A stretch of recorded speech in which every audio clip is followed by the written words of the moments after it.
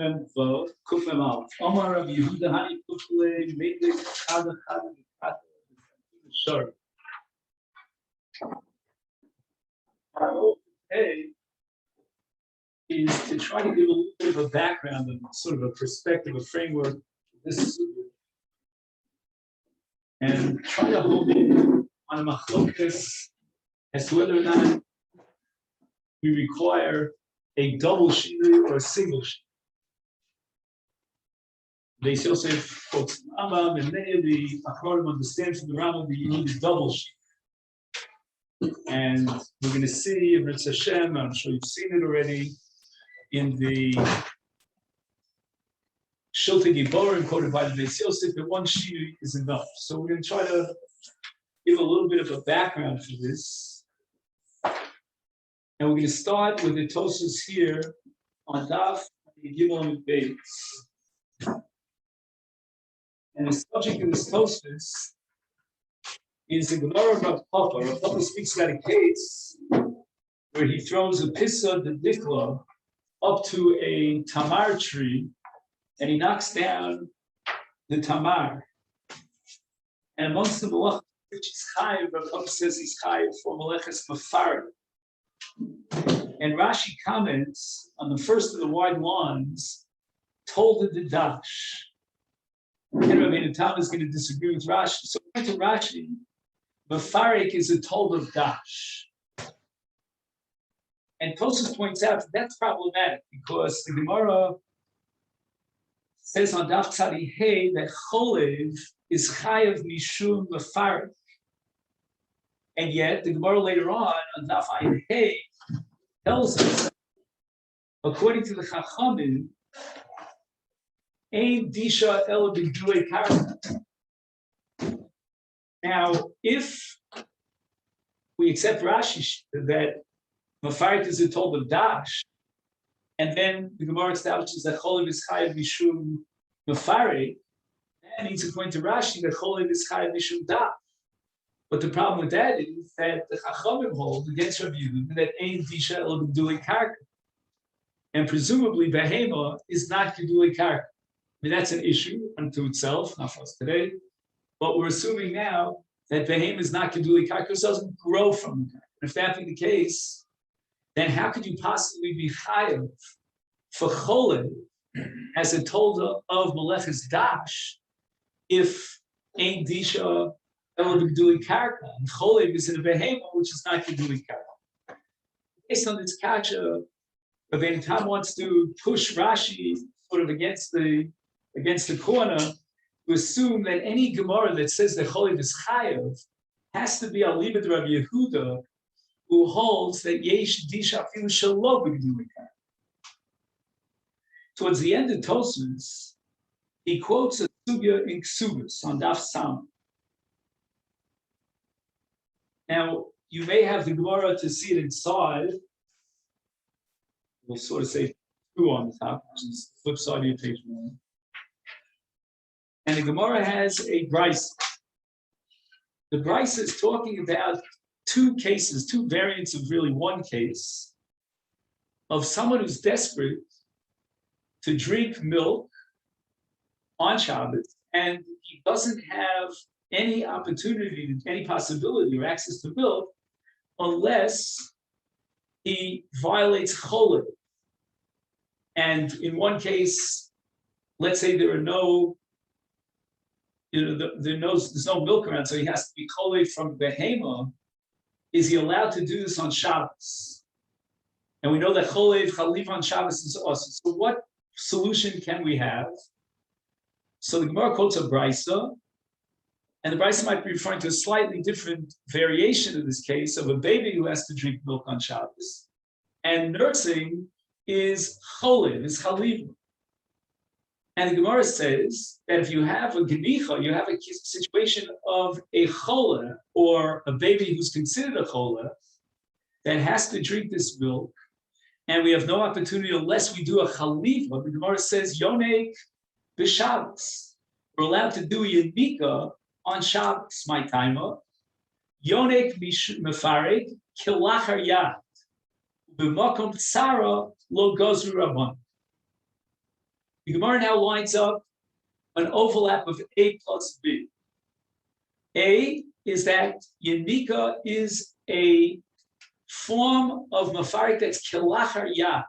Rashi writes, she'ein derech b'nei adam lino el lachlov biyat. So the chaliva classic is biyat. He's doing the chaliva b'peh. That's called kilachar yah.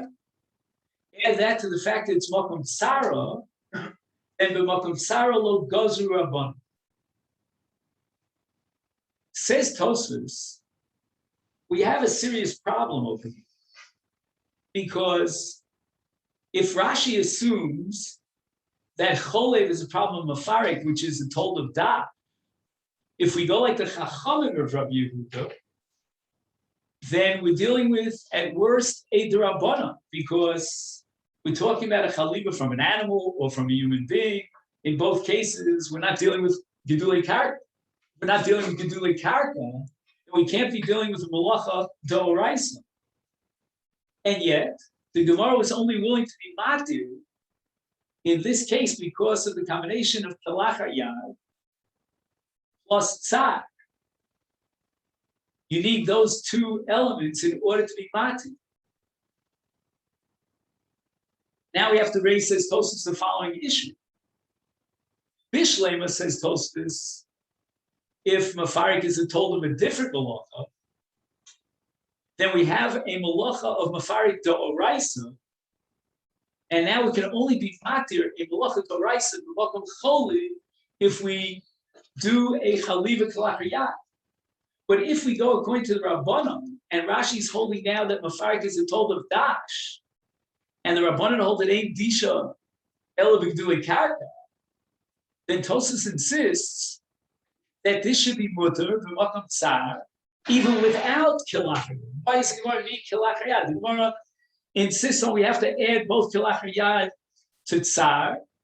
Says Tosfos, and if you'll tell me that even according to Rashi Shita of mafarik as a told of dash, and even according to the Chachomer of Rabbi, the ain't disha b'gdulei karka, but maybe we're talking about a mafarik d'Rabbanan. And Tosfos says that it can't be, because even if it's a d'Rabbanan, you don't really gain much. Because on the contrary, if it's a d'Rabbanan, then why do we need the combination of both kilachar yad and sarah? We shouldn't need A plus B. We should be able to be matir, the makom choli, a malacha d'Rabbanan. And therefore, Tosfos is forced to come to the conclusion that one of two things: either mafarik is told of a different malacha, which is Rabbeinu Tam, or we're going to have to assume once again that this sugya reflects a sheet of Rabbi Yehuda that yesh disha shalom in doing that. The Gemara doesn't indicate that we're going according to Rabbi Yehuda, and that makes it difficult. The other option that cholev or mafarik is told of a different malacha, that's not an option according to Rashi. Rashi is committed here on Daf Ayin Gimel Amud Beis that mafarik is told of dash. So if we go with the Shitas Chachamim, then what we have here is only a d'Rabbanan. So if you have a d'Rabbanan, you can be matir b'makom tzar. You don't have to introduce kilachar yad. And the Gemara says, my time, the whole head is predicated on mafarik kilachar yad. Rashi says, because he's not doing with his hand, like a classic film. Plus b'makom tzar. Tosfos says, wait a minute. If you're dealing with a d'Rabbanan, then why do you need both b'makom tzar and kilachar yad? One of those two should be sufficient. What I'd like to point out, and again, this is all to come back to Pilpul, is that this Tosfos seems to be against our psak halacha. Because Tosfos is assuming that if we're dealing with cholev, mishum mafarik as a d'Rabbanan, then you don't need another d'Rabbanan, kilachar yad, plus makom tzar. Well, that's not the way we pass it. Let's take a look for a moment in Simon Shin Zayin. And Rabbi, if you have a chance, we won't be able to go through all of this, but these are very fundamental halachas. Shin Zayin. We'll come back to the Sugi Pilpul of Bnei, but as I mentioned to you earlier, we need a little background. So the Shulchan Aruch paskins that if you have a dover she'eda malacha, ve'ena asul asos b'Shabbos el mishum shvus, if you reduce the level of a malacha from that of a doraisa to a shvus, then the Mechaber tells us that if you add another shvus and it's makom choli, then you can be matir. Mutal Yisrael lomer li'enu Yehudi lasosa b'Shabbos if there's mikzas choli. Mikzas choli means it's not a choli sheish bo sakana, but choli she'ein bo. The Mishnah Berurah adds two comments of him. In number Yutes, he writes, "Aval davar she'isuru min haTorah, asur al yidei enu Yehudi, afilu l'dvar mitzvah, afilu b'makom choli." So if you have an Isa Torah, then the Mishnah Berurah says you can't be matir amirli aku for a chol she'ein bo sakana, nor can you be matir b'makom mitzvah. So, for example, if she didn't light her Shabbos candles, she's not allowed to tell an Ein Yehudi on Shabbos to light the candles, because then you've got Ein Yehudi on a Malacha Raisa, and that's not enough.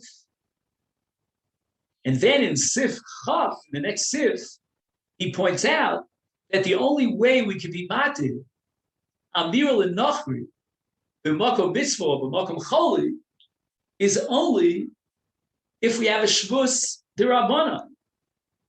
And once it's a shvus d'Rabbanan, says the Mishnah Berurah, then we apply a principle which I'm sure you're all familiar with, very famous. Shvus d'shvus b'makom mitzvah, shvus d'shvus b'makom choli is mutter.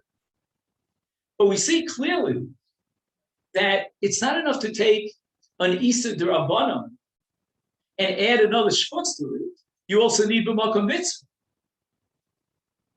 If that be the case, then leaving out Tosfos' kash, we can have a very fascinating explanation of Rashi for the Gemara in Ksubis. The Gemara in Ksubis is talking about a chaliva which is b'makom choli. And the Gemara insists that we need kalachar yad. It's not enough just to say chaliva, a natural, normal chaliva. You need a chaliva which is kalachar yad. For example, b'peh v'lo b'yad.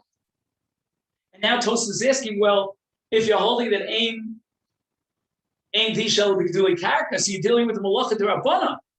And if you're dealing with the malacha d'Rabbanan, then it should be mutter b'makom choli, even without kalachar yad.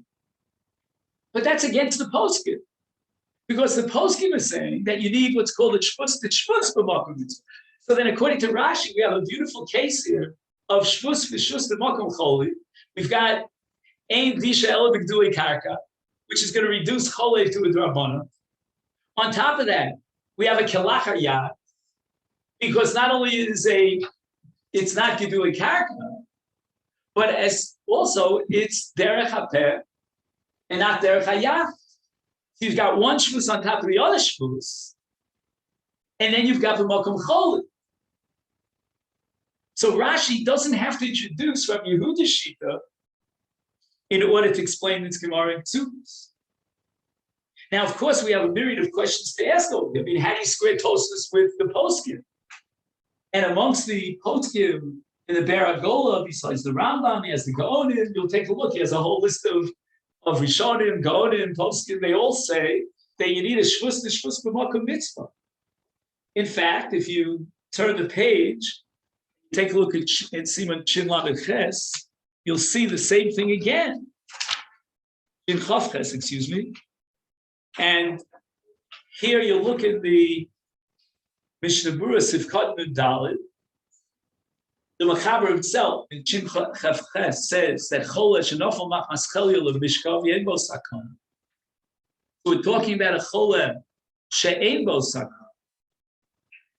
And the Mechaber says that we can tell an Ein Yehudi to do the malacha of after the Chola. But then the Mechaber quotes the Yesh Omrim that you have to do with the Shinur. Says the Mishnah Berurah Nun Daled, Osim B'Shinur, we're talking about an Issa D'Rabbanan B'Shinur, and we're being matir b'makom choli. So you've got a malacha d'Rabbanan b'shinui. So you've got a shvus, and we're going to be matir b'makom cholu. So add shin chav ches shin zayin, you put it all together, and even in a malacha d'Rabbanan, we need to add another shvus, like for example, galachar yad. Plus, we have to add makom cholu, and then we can be matir. If that be the case, as I said before, the Gemara Ksubis is really great. Because the Gemara is saying that even if you tell me that aim disha el b'gduli karka, so therefore cholev is reduced, downgraded to a d'Rabbanan, nevertheless I need kilachar yad, because it's not b'yad but b'peh. Plus, I need b'makom cholev. Now, what is this concept that you need a shvus to shvus b'makom mitzvah b'makom cholev?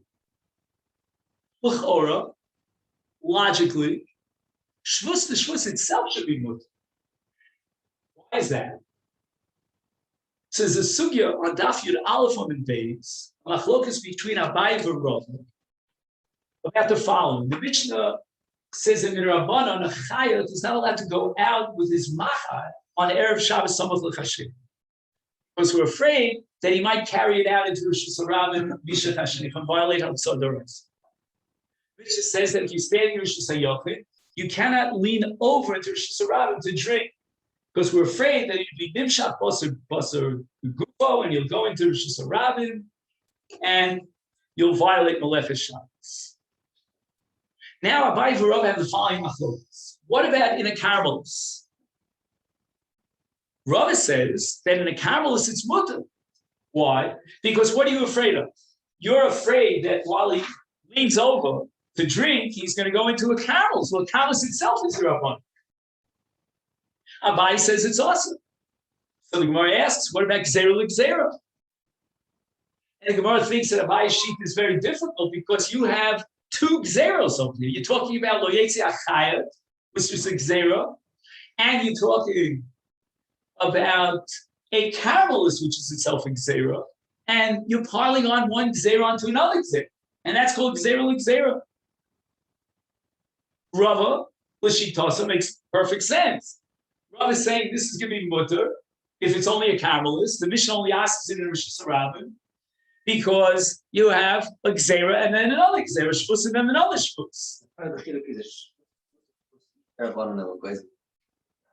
Excellent. Yeah, just so this is Rabbi Kivega's chiddush. I apologize. Of some technical issues, I can't give you the Rabbi Kivega right now. But even if Rabbi Kivega doesn't say it, we'll say it. But I think you'll find it in Rabbi Kivega. And he says the following, that Gzera is when you have a second Gzera onto the first Gzera. Like, for example, the Gemara in Chulin, which has a Gzera of eating milk and meat on the same, two people eating milk and meat on the same table. And then the Gemara is afraid that maybe you'll combine the milchiks and the fleishes. And then the Gemara says that even if he's not eating milchiks and you're eating fleishes, or vice versa, you're not allowed to put it on the same table. And that's called the Gzeir of Halah. So the Gemara objects. And the Gemara says, well, Gzeir of Halah is because they might eat together. And even if they eat together, it's not bishul, and therefore it's not possible chalav. So it's Gzeir and Gzeir. However, says Rabbi Kivega, that's when you have one Gzeir on top of another Gzeir, where the second Gzeir is being instituted in order to protect you from violating the first Gzeir. And the Rabbanu would never give you the permission to add a Gzeir onto a Gzeir. But, says Rabbi Kivega, if you have two independent Gzeiros that happen to coincide, that's not Gzeira L'Gzeira. Abaye is right. There's one Gzeira of Karmelis, and there's another Gzeira of Lo Yishte, or Lo Yetzid B'chayim B'mach. Those are two independent Gzeiros. That doesn't limit the power of the Rabbanon to pile one Gzeira onto the other Gzeira. These are independent Gzeiros. And therefore, Abaye is right that this is not Gzeira L'Gzeira, and therefore it should be awesome. And hence, what we could say according to Abaye is that Shvus to Shvus, if you have two independent Gzeiros with an overlap, would only be mutter b'makom mitzvah b'makom cholim, because this is not Gzeira L'Gzeira. The only problem is we don't pass like a Abai, we pass like Rav. I wasn't mechadish much on that sentence. So what's Rav? I'm going to get to the Machat. Is it also comes? That's what's exactly. According to Rav, give me 1 minute. According to Rav, what's going on over here is that we have Meleches Hotzah. We have to be marchik you from Meleches Hotzah. How many times over and over again do we need to be marchik you from Meleches Hotzah? What are you going to do? You're going to lean over into Rosh Hashanah, and you don't even have a Rosh Hashanah, you have a Carmelis. So first of all, we have to make it clear, maybe you'll lean over and you'll drink. And second of all, even in the worst case scenario, if you'll drink, says Rav, where are you drinking? In a Carmelis. And from a Carmelis, you're going to come to drink in a Rosh Hashanah. So Rav says that that's Xera. But again, that's the exception to the rule rather than the rule. Why? Because there clearly, it's one Xera that's piggybacking onto another Xera. Meaning, if you're going to lean over, then you might enter into that Rishus. But even if you enter the Rishus, we have to assume that maybe you'll go into Rishus Harabim. You're in a Carmelis. You're not in Rishus Harabim. And therefore, Rav insists that that's Xera L'Xera. If that be the case, then as a general rule, we can paskin like all these poskim that we saw inside, that it's not enough to have one Xera and then be matir in a case of Choli. You need 2 Xeras. You need Shvus, this Shvus.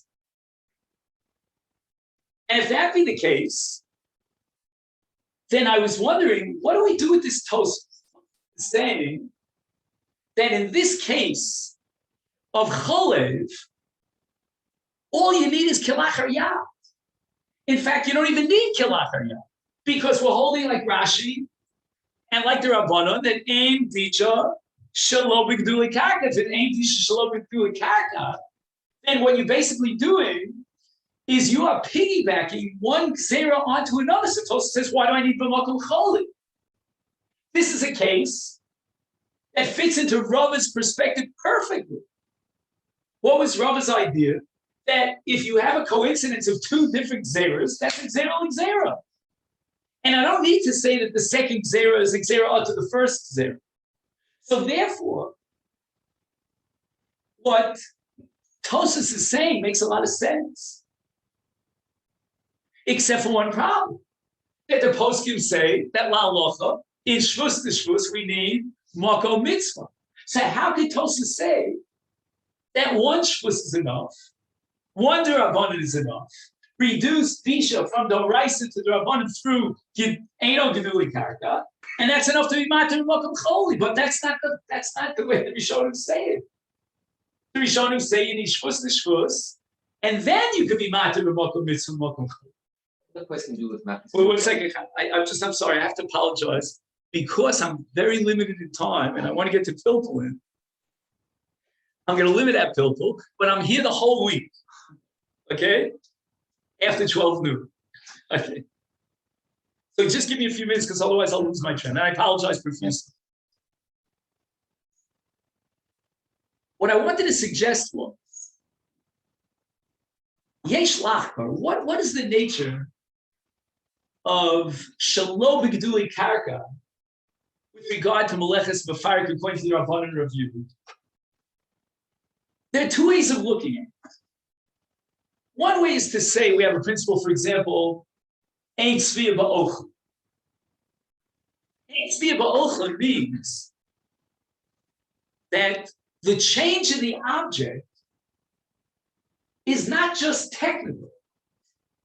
For example, there are some Rishonim who say that the difference between an Av and a Tolda is that an Av, like for example, some Rishonim hold that Notea is the Tolda of Zoreh. What's the difference between Notea and Zoreh? Zoreh is Bizroim, and Notea is Biloros, with Matayim, right? So the only difference between the Av and the Tolda is the Cheftzes, the object of which you're doing the Malacha. And according to some Rishonim, that'll set up a toll. But that doesn't set up a D'Rabbanan. No one would say that Notea is a D'Rabbanan. It's a Malacha D'Oraisa, whether it's an Av or a toll, you can debate. So sometimes the change in the Cheft is really technical. Whether it's Zroim or Iwanos, That's secondary. But in other cases, the malacha, the way it was done in Mishkan, is so fundamental that it applies to one sug, one category of objects, and not to another category of objects. Which means that in Ochlin, there's no such thing as tzviyah, for example.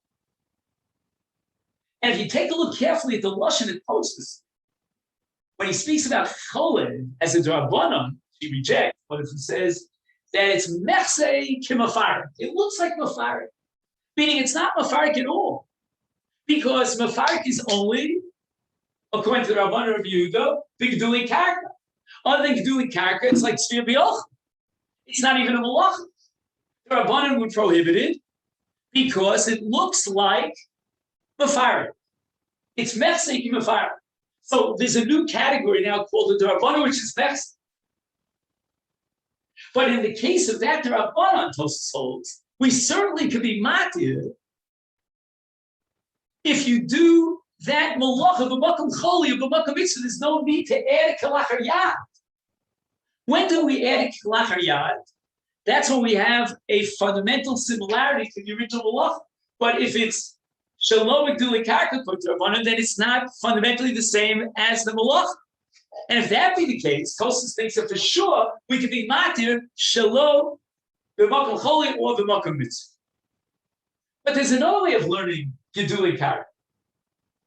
And that geduli karka would be similar to what we spoke about in Zorei Notea. It's really just a technicality. In Mishkan, the malacha was done with geduli karka, and that was the mafarik. But although we're limited to the Mishkan, the Rabbanan said, okay, technically it's not doraisa, but it's really a malacha. It's similar to a malacha.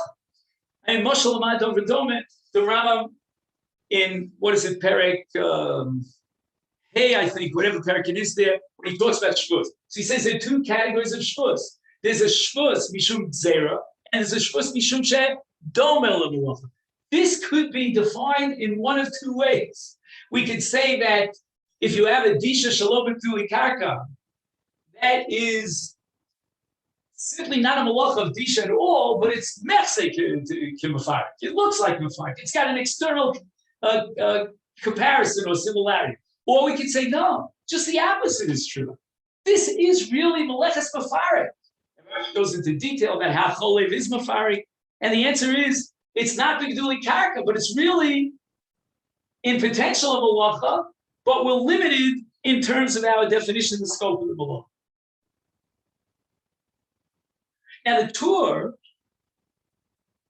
although it's not quoted here in the Avnei, excuse me, the Iglei Tal, but if you take a look at the Iglei Tal, which I have here somewhere, I wrote a page number on top, maybe 5, you'll see that the Iglei Tal says the following, I underline, Mutal Yisrael lastlo afilu malacha gemura shel Torah, so the Iglei Tal Paskin said, "B'makom choli, you can do a malacha gemura d'oraisa shel Torah as long as you do it with a shinur." He's not requiring shvus d'shvus b'makom choli. He's going back to the d'oraisa. Tosfos, on the other hand, that we saw here in Mefarek, I give on the base, he's talking about Eiv Disha Shalom B'Duli Karka. So he's reducing it to Drabanan, and then he's willing to be matir b'makom choli, but only if it's b'makom choli and it's a Drabanan. The Iglei Tal goes as far as to say that we can matir a malacha d'oraisa for the sake of a chola if we do it b'shinui. I mean that's a pretty radical approach. You'll take a look if you can in the Shulchan Aruch Rav. I think he also goes along that line. On the other extreme, we have the poskim here in Shin Zayin, Shin Taftes. They all assume that in order to be matir, we need not only makom choli, we need a drabbanan, and on top of that, we need another shvus. And then we can be matir because of shvus b'makom mitzvah makom. So how many minutes do we have left? I wasn't paying attention to the clock. 2-3 minutes, right? What? 14. Oh, we have 14. Okay, good. That you calm me down.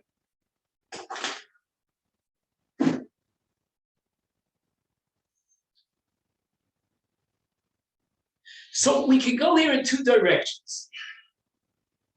In one direction, we could say that Tosfos is of the opinion that if aim disha elo b'gduli karka, the disha shalom b'gduli karka is almost nothing. It's only mechzik and mafarik, and therefore all you need is makom chol. You don't need a kalat haryan, and that's why he rejects Rashi.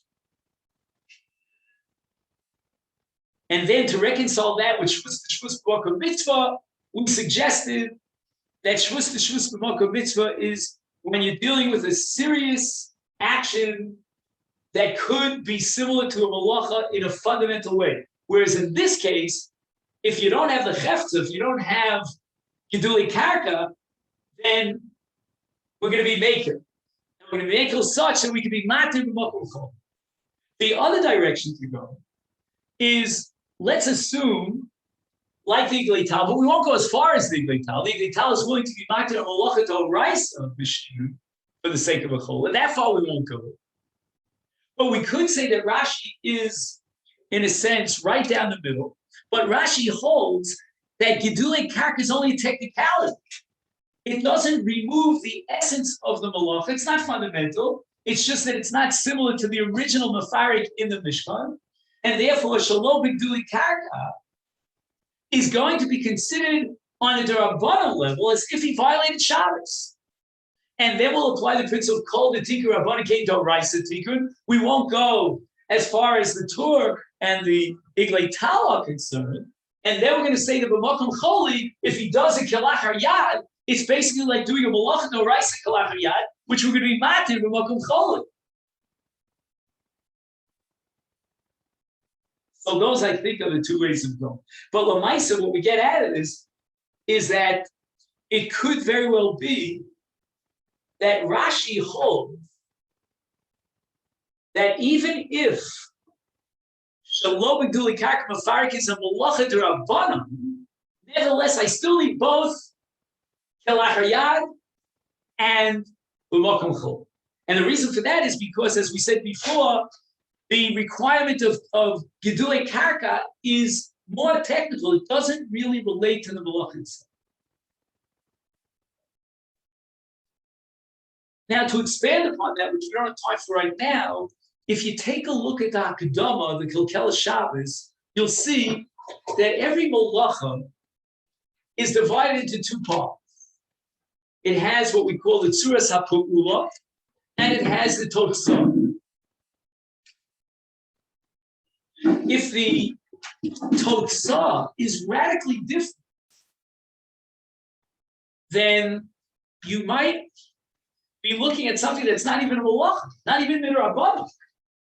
But if you're going to take mafarik, and as Rashi does, he applies cholif to mafarik, it's really the same totzah, because you're being mafarik the cholif from the dad, then Rashi will hold that this action is only excluded for technicalities. The tzuras hamaisa, because it's not gedulei karka, is different.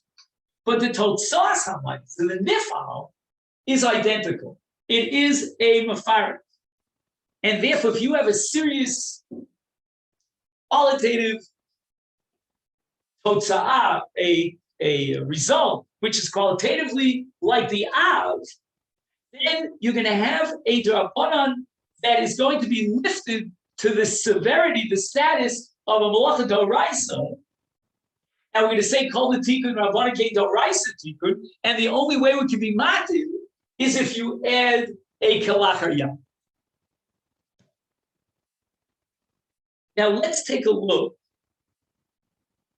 at the Beis Yosef here, the minutes that we have. The Beis Yosef in Siman Shin Kaf Aleph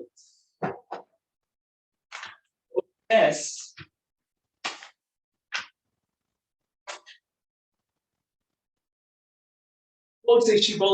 Before we see the Shibbolei Aleket, look at the last two lines in Sif Zion.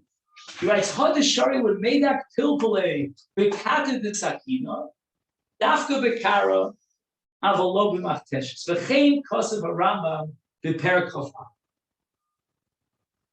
The Beis Yosef clearly requires two shinuyim in order to be matir this Maisa on the pilpul.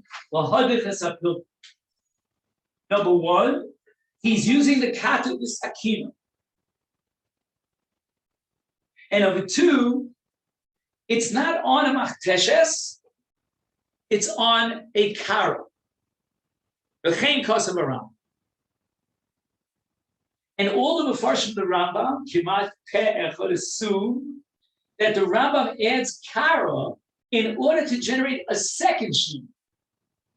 So we need now, in order to allow Meidak Pilpuli, we need number one, a shinui of kata desakina. Number two, a shinui of the machteshes. Now, please take note that these two shinuyim are fundamentally different one from the other. In the case of kata de sakina, we're talking, number one, about the kli that we use for the act of meida. In the case of shulchan, that's a shinui, not in the action itself, but in the kli on which the action is being done. So that's point number one. But it's quite clear that the Beis Yosef requires this double shin. Now we take a look at the Shibbolei Aleket. Now the impression you get from the Shibbolei Aleket is not exactly the way the Beis Yosef used to say it. Because Kosev b'Shibbolei Aleket, b'Shem Rabbeinu Yeshaya, and take out the word Ika de Kashel. Kevan de Kidarko Chayav Mishum Tochen, Al Yidei Shinui, Levi Potter Avalas. Every Malacha Doraisa, and if this would have been done without Shinui, it would be Meleches Tochen Doraisa. With a Shinui, we drop down to a Derabban, which is Potter Avalas. And yet here, the Gemara is saying in the neighbor wrote that it's Mutter L'Chatchila. I don't get the kasha. According to Beis Yosef, we're not talking about a case of a single shinui. A single shinui would be Potter Avalas. But here we're talking about a shinui on top of a shinui. And in fact, Tshuva, if you take a look at the answer of Rabbeinu Yeshaya in the Shibbolei Aleket, it's absolutely clear that he requires nothing more than one shinui. He never requires a shulchan. And instead, he uses the following terminology, which is very ambiguous. He says, Kata de Sakina, Shinui Gomer. And he wants to prove that this Kata de Sakina, the handle of the knife, is a Shinui Gomer. And he says, for example, if you would take a look at the normal kli that he uses for the Pa'ula of Meideh, it would be either shel even, that would be what's called in English a pestle, and it's made of stone. That would be the classic way that you do grinding. And it's a shinui if you use shel eitz. So that's already lowering it one level. Here, he's not using neither shel eitz, neither shel even, nor shel eitz. But rather he's using kata de sakina.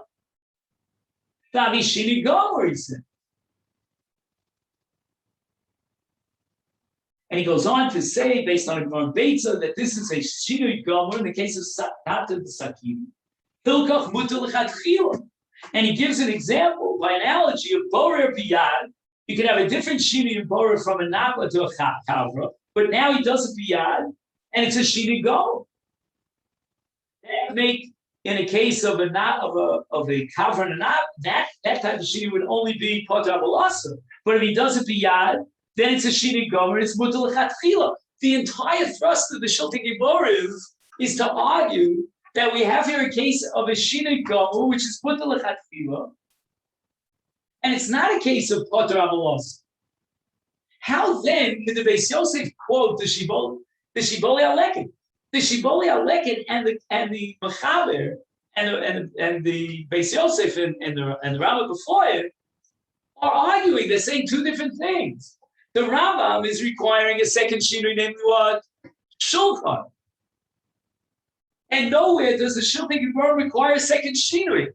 On the contrary, he's trying to prove from different shinuyim that this shinui is a shinui go, because we went down from the level of an emen down to an eitz, that's shinui number one, and then from an eitz we went down to what? To a kata the sakima, and now we get to shinui go. What was the Beis Yosef thinking over here? I don't understand his logic. If you can empathize with me, he's quoting the Shibbolei Aleket, which ostensibly is supposed to be a riot to what he's saying. And on the contrary, the Shibbolei Aleket is opposed to the Beis Yosef. He's not requiring anything more than one shini. The whole chiddush of the Shibbolei Aleket is that one shini is sufficient. And the shini gomer, similar to the case of bar biyad, which is mutar lechatchila.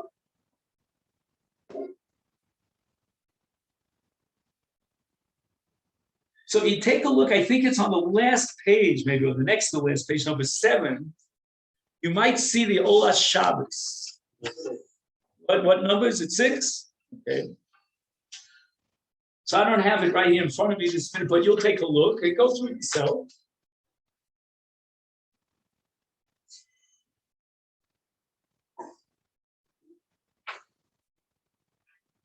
And it's very strange. The Olas Shabbos is quoting the Shiltei Giborim as a riot to the Rambam. Not arrogant, as we say. It's just even worse. How does he see in the Shiltei Giborim a riot to the Rambam that you need a second shini instead of a machteshes? You need what? A shulchan. On the contrary, the Shibbolei Aleket says you don't need a second shini. All you need is one shini.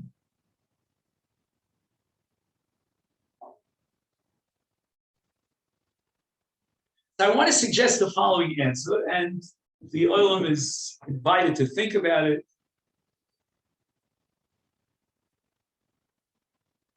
What is a shini go? A very ambiguous concept.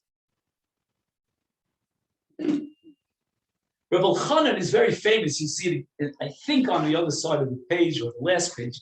Rebbe Chanan suggests that there are two ways of analyzing when a malacha is not considered a malacha. One is through what we call meleches machshavos. The other is what he calls hafkas shem malacha.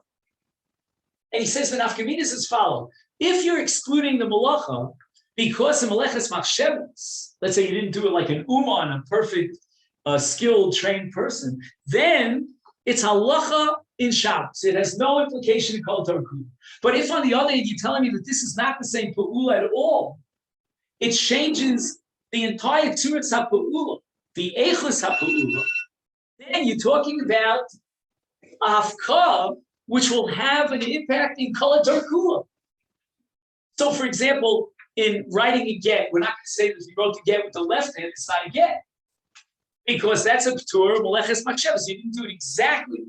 But if, on the other hand, you do it in such a way that it's so different, and it's pachashem malach, it's a change in the eichus ha'pa'ula, and you'll see something very similar in the introduction to the Gleital, then it could be a din in Kol Torah Kula. And there are a number of examples. It seems to me, Lefi Ani Estaiti, that both the Shibbolei Aleket and the Beis Yosef are on the exact same page. They have the same exact challenge and the same goal. What they want to get to is a situation where we could say that this shinui is so fundamental that it's mafkia the shem malacha, that it has a change and an impact in the tzuras hamalacha, and therefore we need a shinui gomor. And Beis Yosef proves this from the Shiltei Geborim. The Shiltei Geborim is only willing to be matir, made of pilpulei bekata the sakina, only because it's a shinui gomor. There's a secondary machlokas between the Beis Yosef and the Shiltei Geborim. How do we achieve our goal and arrive at a shinui gomor to be mafkir l'shem malacha? Whereas the Beis Yosef requires a double shinui to get to the shinui gomor. He needs a shinui not only in the chefza that you use to do the ketisha, but he also needs a change in the kli into which you do the ketisha. And it's only when we have A plus B, then we get to the point in which we don't have a maleches mafarik at all, and it's something that would have an implication perhaps in Shvius, if you take a look at the Derech Hamuna quoted on the last page. That means that it's not a p'tur in the maleches machshavas, so therefore it can be put. If on the other hand, you go with the Shiltei Geborim, he's also arriving at a shinui gomor.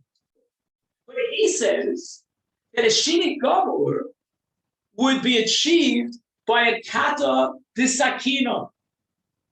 And there are two different pa'ulos that are fundamentally different one from the other. When you use a pestle, you're talking about the act of grinding. But when you use a kata disakina, you're talking about crushing something, just simply crushing it down. Boom, boom, boom. That's not grinding. So according to the Shiltei Geborim Rabbi Yoshai, what you have here is a shinui in the tzuras ha'pu'ula as it impacts on the totzah. You'll see something totally different. You won't see something that looks very finely cut or grinded or made into a powder or anything like that. What you're going to see is something that's crushed. And if you take a look at the Beis Yosef, it's very fascinating that he uses two different words. He talks about kochim, and then he talks about maraskim in the paragraph where he quotes the old. These are two separate pa'ulos.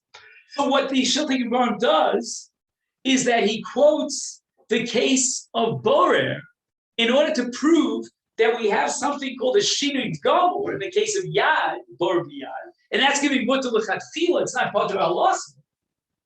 And likewise, in the case of maleches mafarik in hadacha, we also have. We went from one shinui, which is very interesting. The Shiltei Geborim uses the shinui from Evan to Eitz, in terms of a shinui in the Maisa, but that only proves to me that when I get to Ketisha B'kata, this Sakina, it's not only a change in the Maisa, but we go one step further. It's a change in the very Tzuras HaPu'ula and the effect of the Pu'ula. What you end up with in the Totzah is totally different than Maleches Mafarik, or Maleches, I should say Tochen, I said Mafar, sorry.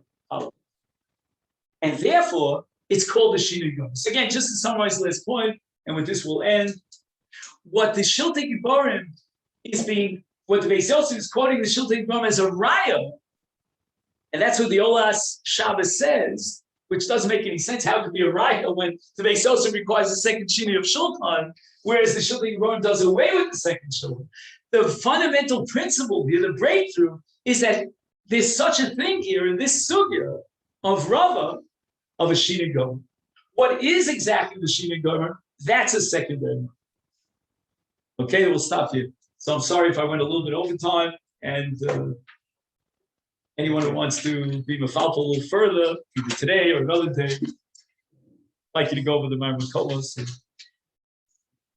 Thank you.